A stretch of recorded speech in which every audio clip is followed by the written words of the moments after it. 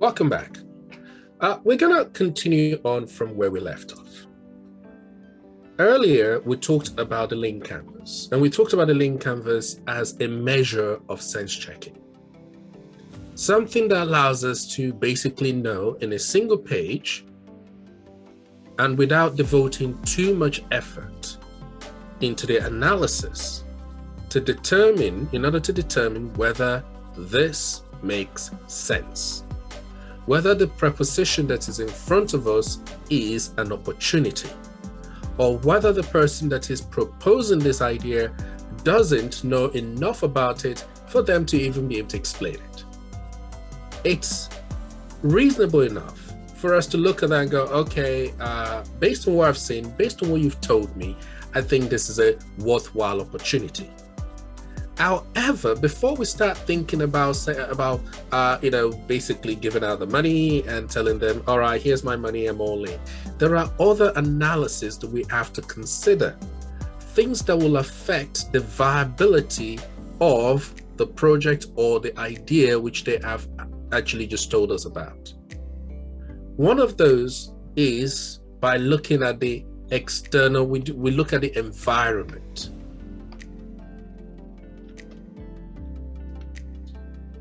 The environment is the place in which the idea itself will grow.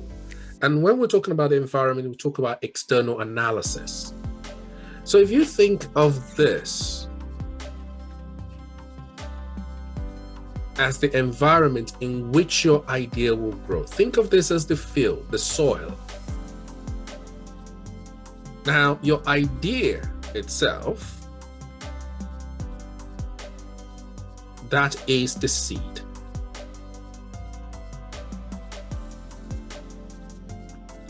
The seed itself may be perfectly good, great idea.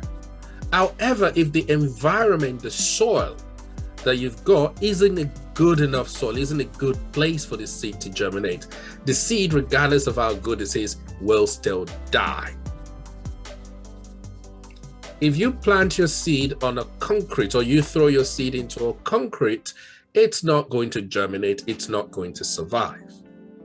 So in order for us to determine that, we know we have a good idea, we know the seed is good, but we need to understand whether the seed can survive in the environment in which we're hoping to plant it. And in order to determine that, that's why we do our external analysis. We're going to look at two particular external analyses, which is the Porter's 5 forces, which I'm going to be talking about in this portion. And we're also going to talk about the PESTLE analysis. So why is this important? The reason for it is, let's say we still got this idea of ours. We think it's a great idea and we think it's going to work. However, before we start handing over money, we would probably ask the person about the intensity of competition. Because how are we supposed, if the competition in that field is very intense, then of course it means that we're going to need to either commit a lot more capital into distinguishing ourselves. It means we're going to need to fight for every customer. It means that there is a potential that we will not make as much money, that on top of that, the revenue may shrink. So in order to determine the intensity of competition that we're going to face once we launch, we want to consider 4 different aspects. The first one that I will look at is the threat of new entrants. Yes, your idea is great. Yes, your idea will make money.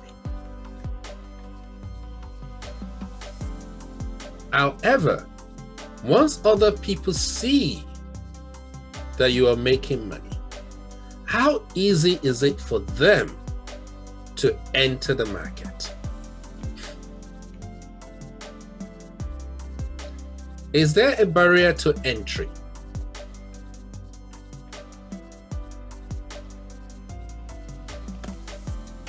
For example, if you were to say, I open a restaurant on a high street.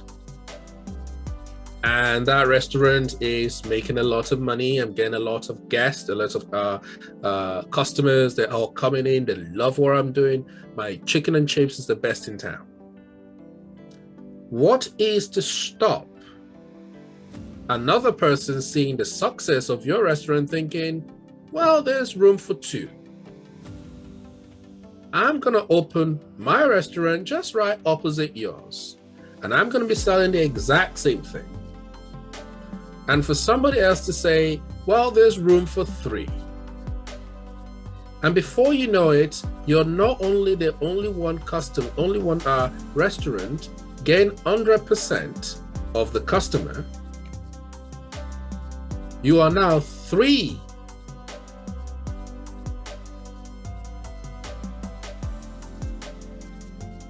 companies or three restaurants sharing 100% of that customer. Before you know it, you now have a competition because you need to distinguish yourself, you need to distinguish on price, and if that's the case, what was a lucrative business at the start may suddenly turn into a money-losing venture.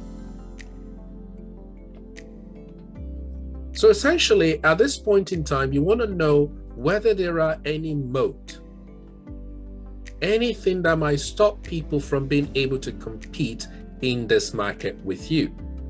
For example, this could be a government legislation.